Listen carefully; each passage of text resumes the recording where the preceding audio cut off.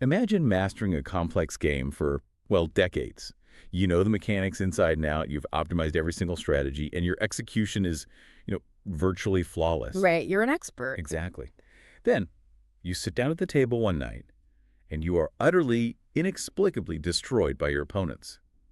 Today, we're looking at how a humiliating absolute loss at a card table revealed a hidden framework operating beneath human existence. It is a really profound pivot from a mundane frustration to a universal insight.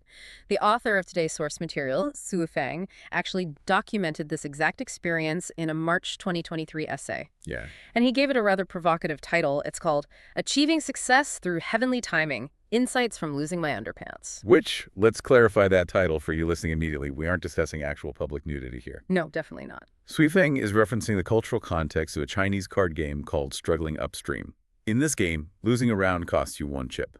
If you lose all 5 of your starting chips, you are metaphorically stripped bare, or, as the term goes, baguang. Right. So losing his underpants simply means he was cleaned out at the table in the most thorough way possible. And the magnitude of that specific loss is what serves as the catalyst for the entire essay. We are examining how a devastating defeat at a game he had played since childhood forced him to recognize what he terms the holographic mechanism of the universe. And the mission of today's deep dive is to explore those hidden cosmic rules. We are going to look at how understanding this underlying mechanism can completely alter how you navigate the chaos of your own life. Okay, let's unpack this, because to understand the philosophical leap he makes, we really have to grasp the sheer shock of the event. Yeah, the psychological impact is central to his thesis here. Sweefing notes he had been playing Struggling Upstream since he was like 4 or 5 years old. Oh, wow, so a really long time. He possesses decades of deeply ingrained experience. Yet, playing against 3 other people on this particular night, his expertise offered absolutely zero protection. He suffered an unprecedented, spectacular defeat. I mean, if I sit down to play a game I've mastered, whether that's a complex strategy board game or chess or even a highly competitive video game, and I get completely wiped out by casual opponents, my immediate assumption is just a failure of execution. You blame yourself. Exactly. I would assume my skills had regressed, or maybe I suffered a momentary lapse in concentration. But did he think his skills simply regressed? No, not at all. Xu Feng refuses to attribute this to a degradation of his own ability. He actually interprets the humiliating loss as a profound gift from the Tao. A gift, really. Yeah, he viewed it as an external force forcibly shattering a deeply held illusion about personal agency. The text leans heavily on an ancient proverb here, which goes, "Man plans and the heavens decide." Well, we've all encountered variations of that saying, right? It's embedded in countless cultures. True, but there is a massive gulf between nodding along to a philosophical maxim and actually internalizing it. That is a crucial distinction in the text. How so? Well, Schweffing argues that these ancient teachings are essentially empty, theoretical words until you experience a thorough, undeniable defeat. Or, conversely, a massive, inexplicable triumph. Ah, so you can't just read about it. Exactly. You have to endure an event that completely defies your own logical inputs to truly understand what the heavens decide means in practice. You have to really feel it. It requires a visceral shock to the ego. I mean, Yeah. if you build a flawless, decades-old card strategy and it continually yields decent results, you naturally assume you are the architect of your success. Right, you take the credit. But when that strategy suddenly collapses for no logical reason, it exposes the reality that your planning was never the ultimate deciding factor. Building on that idea of the heavens deciding, it naturally flows into how this invisible control manifests in something as seemingly random as a deck of cards. Yeah, the card table serves as a perfect microcosm for this realization, because it isolates the tension between skill, localized probability, and what he views as a predetermined universal order. Let's focus on that tension for a second.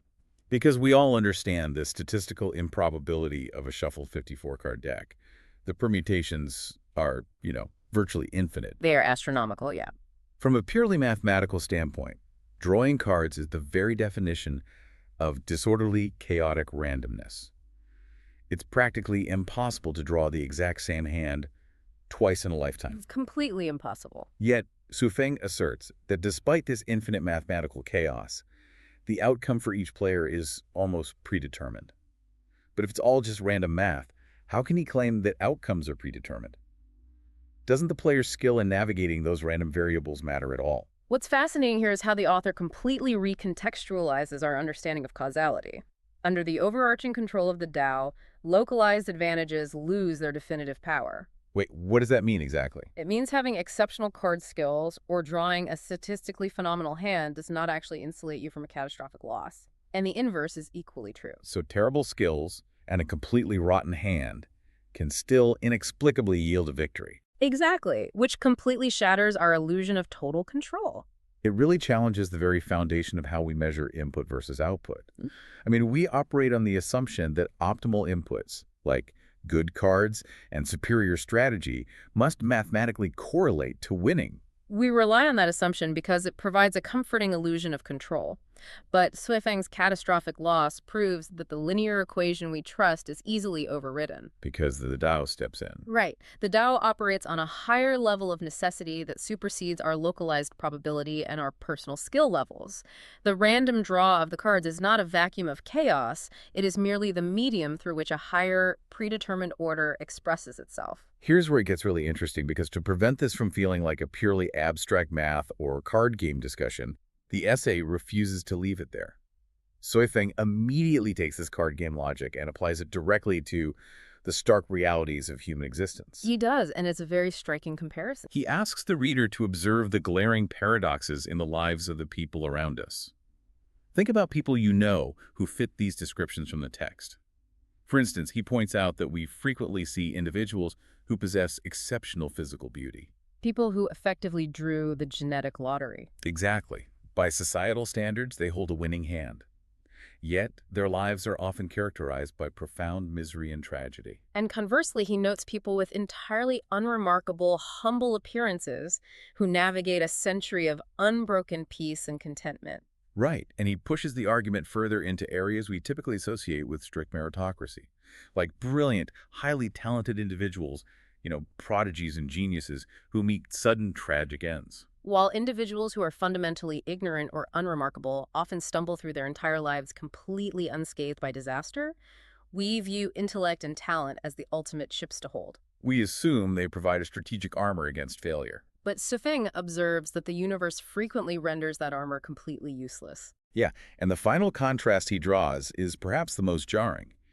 He juxtaposes the immensely wealthy, individuals who have accumulated vast economic power and essentially hold all the chips society values, who ultimately end up stripped of their freedom in prison. Compared to the deeply impoverished. Right, people who, despite their daily struggle for survival, experience profound, enduring family happiness. If we connect this to the bigger picture, Suifeng is illustrating that the Tao acts as the ultimate cosmic equalizer. So just like in struggling upstream, holding the quote-unquote good cards in life doesn't guarantee a win. Exactly. Wealth, beauty, talent, or intellect, it does not compel the universe to grant you a successful outcome. The Tao does not owe you a victory simply because your localized variables look favorable. And crucially, the Tao does not doom you to misery simply because you were dealt a terrible starting hand. The outcome is untethered from the initial distribution of advantages. This is a deeply unsettling concept for the modern psyche, honestly. I mean, we spend the vast majority of our lives desperately trying to accumulate good cards. Oh, absolutely. We pursue specific educational pedigrees, we chase financial accumulation, we meticulously curate our public images. The entire structure of modern ambition is based on the belief that we can stack the deck in our favor. We want to engineer our own invulnerability. If we just gather enough chips, we believe we can build a fortress against the unpredictable chaos of life. But the author's experience, holding decades of knowledge at a simple card table, proves that fortress is made of paper. Because the outcome is governed by mechanics entirely outside of our manipulation. So we've established the real-world paradox as the symptom, so to speak. But we now need to explain what is actually driving these outcomes. We need to transition from the symptoms to the cause. Which brings us to the core theoretical framework of his philosophy. Recognizing the paradoxes, like the wealthy in prison, the poor enjoy, is merely observing the symptoms. To understand why this happens, we have to look at the underlying cause he identifies. Right, and the text mentions he previously wrote an essay titled Mahjong, Holography, and Chinese Culture. So this concept has been gestating for a long time. Yes, it has. When we use the term holographic, In complex systems or philosophy, we're typically referring to a state where every individual piece contains the data and the governing rules of the entire whole. Precisely. If we apply that to the Tao, he's suggesting that the entire universe's operating logic is fully present in a single, seemingly trivial hand of cards. That captures the essence of the holographic mechanism perfectly. Zhifeng posits that what human beings perceive as blind, chaotic disorder, the shuffling of a deck, the random distribution of genetic traits, the unpredictable fluctuations of wealth and tragedy across billions of lives is not chaos at all. It's not random. No, it actually contains incredibly strict, deeply encoded rules. The chaos is a localized illusion, masking a universal order. It reminds me of looking at a heavily encrypted data file. To the naked eye, or to someone without the decryption key, it just looks like a massive wall of randomized, chaotic noise. Right, it looks like nothing. It appears entirely formless. But in reality, it is highly structured, precise data. We simply lack the algorithm to read it. That is an excellent way to visualize it. We are staring at the encrypted noise, assuming it is random.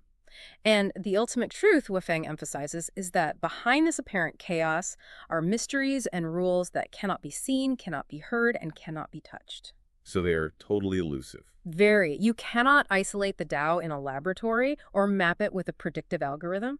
This unseen, untouchable framework is what he calls the truth of holography, and it's driven by the Tao's holographic mechanism. So what does this all mean? I mean, philosophical frameworks are fascinating, but they hold little value if they don't alter how we interact with reality. Well, application is everything. Right. If the universe operates on an untouchable holographic mechanism and my meticulously planned inputs do not guarantee my desired outputs, how does understanding this holographic mechanism actually help you in your daily life? Well, the essay transitions beautifully here from abstract cosmic theory to highly practical psychological application.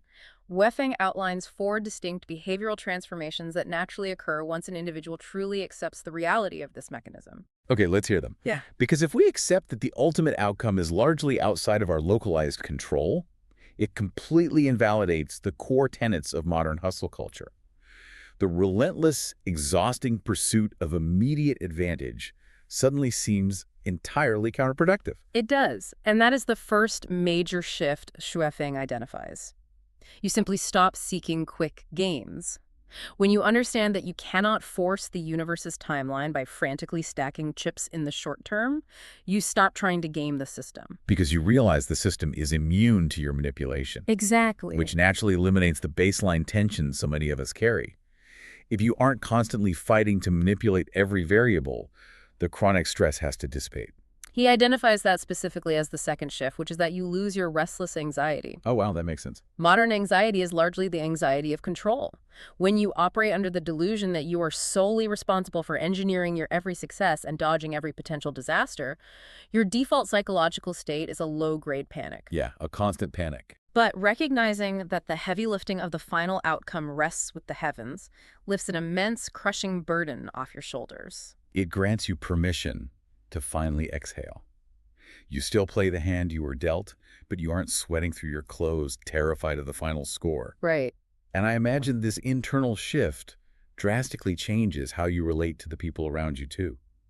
We cause so much interpersonal damage trying to force others to align with our specific plans. That brings us to the third transformation. You fundamentally stop imposing your will on others. That is a big one. We micromanage our spouses, our children, our colleagues because we believe that forcing their behavior will secure our desired outcome. But if we know we don't control the outcome. Exactly. Once you recognize the holographic mechanism, you realize their individual paths are woven into a design far larger than your personal preferences. You surrender the perceived authority and the exhausting need to force their threads into your specific pattern. You let people play their own hands. And if you aren't trying to control everyone else's gameplay, the underlying hostility of comparison has to fade as well. The desperate need to conquer, to be the absolute best at the table, like the author fighting for decades to dominate a simple card game. Exactly. The fourth and final shift is you give up being overly competitive. When you deeply understand that outcomes are dictated by a higher, unseen order, the cutthroat need to defeat everyone around you just evaporates. Because it doesn't matter in the grand scheme. Right. You recognize that winning or losing a specific hand in the short term does not define your ultimate trajectory within the Tao. It is an incredibly liberating perspective. It sounds so freeing to stop white-knuckling your way through It existence. really is. We expend massive amounts of physical and emotional energy fighting reality, trying to force outcomes that were never ours to decide. Relinquishing that control doesn't equate to apathy. It simply means you stop fighting the current of the universe. Which perfectly sets up Shui Feng's ultimate conclusion. It is perhaps the most profound realization in the text. He states that once you perceive your place inside this holographic mechanism, you realize that all of these localized elements are fundamentally illusory and transient. Saying nothing is permanent. The worldly wins, the devastating losses, the inherently good cards, the inherently bad cards, they are entirely fleeting. They are temporary chips on a table that will inevitably be cleared at the end of the night. Yes. Therefore, he concludes that the absolute highest strategy for a human being, the supreme way to navigate existence, is simply to play, to entertain, and to experience. To experience the game itself, rather than obsessing over conquering, hoarding, and controlling the board. When you strip away the suffocating anxiety of the final outcome, what remains is the pure, unburdened experience of participating in reality. He states that internalizing the Tao's holographic mechanism is the specific key to elevating oneself. Elevating into what? It allows a person to become what he calls a celestial being. A celestial being. Wow. An individual who walks through the inherent chaos of the world completely unbothered. Someone who fully engages in the game of life without ever becoming attached to the fleeting illusion of the score. They achieve freedom from the illusion of control, and in doing so, they free themselves from the immense suffering that illusion creates. It is a staggering perspective shift. To go from the frustration of losing a handful of chips to uncovering a philosophical blueprint for inner peace. It's quite the journey. Thank you for joining us on this deep dive into the hidden order of the universe. It is remarkable how the author's absolute defeat at a game of struggling upstream provided us with such a vivid, relatable entry point into complex ancient philosophy. We covered a lot today. We really did. We navigated everything from the illusion of localized probability to the striking paradoxes of human life, all pointing back to the encrypted logic of the Tao. It deeply challenges our societal obsession with engineering our own invulnerability and trying to write our own destinies. It absolutely does. And as we wrap up, I want to leave you with a final thought to mull over. We've spent this time discussing the hand you've been dealt, and the revelation that the ultimate outcome is largely managed by an unseen order. Right. If your primary objective is simply to experience and to play, well, what if the quote-unquote bad cards you feel you've been dealt in your life aren't punishments, setbacks, or obstacles at all? What if they are simply the Tao handing you a much more complex, fascinating character to experience the world through? How would you play your hand differently today if you finally stopped trying to control the table and just allowed yourself to enjoy the game?